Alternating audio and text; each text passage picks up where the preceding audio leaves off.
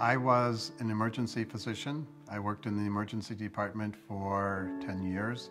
And at the end of that 10-year period of time, I became very sick. At first, we did not know what it was, but I went to my doctor. My doctor did blood tests, and eventually the blood test came back and they diagnosed me with acute viral hepatitis type B. The most likely cause was either a needle stick or some type of exposure in the emergency department. Now, at that time in 1984, there was no real treatment, so they put me on bed rest for 6 months. And then I had another relapse of my hepatitis, which was much more severe. I was very, very sick, and in fact, the doctor told me that my only hope for survival was a liver transplant. Eventually, I did receive a liver transplant, and the doctors told me without the transplant that I probably had less than 1 week left to live.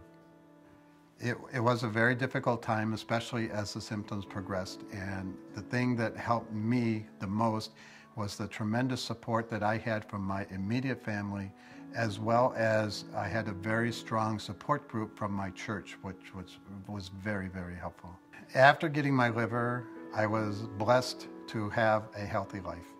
I wrote a letter of thank you to my donor family, but they never answered.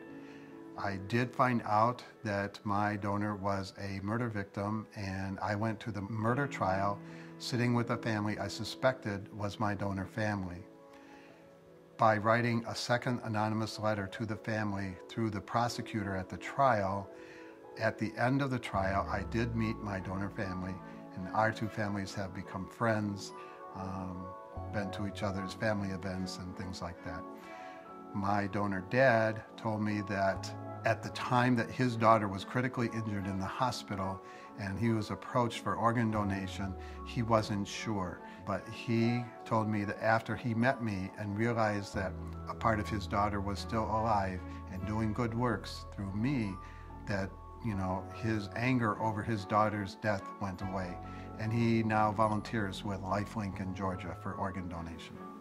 My first life was my life in emergency medicine, which ended dramatically with getting sick. My second life, I was actually vice president of a large 600-bed hospital, which ended dramatically when I had the third relapse and developed total liver failure. I now am in my third life, working every single day in organ donation, and it is an absolute blessing. Every single day that I wake up, just the fact that I wake up, I say thank you, God, and thank you to my donor family.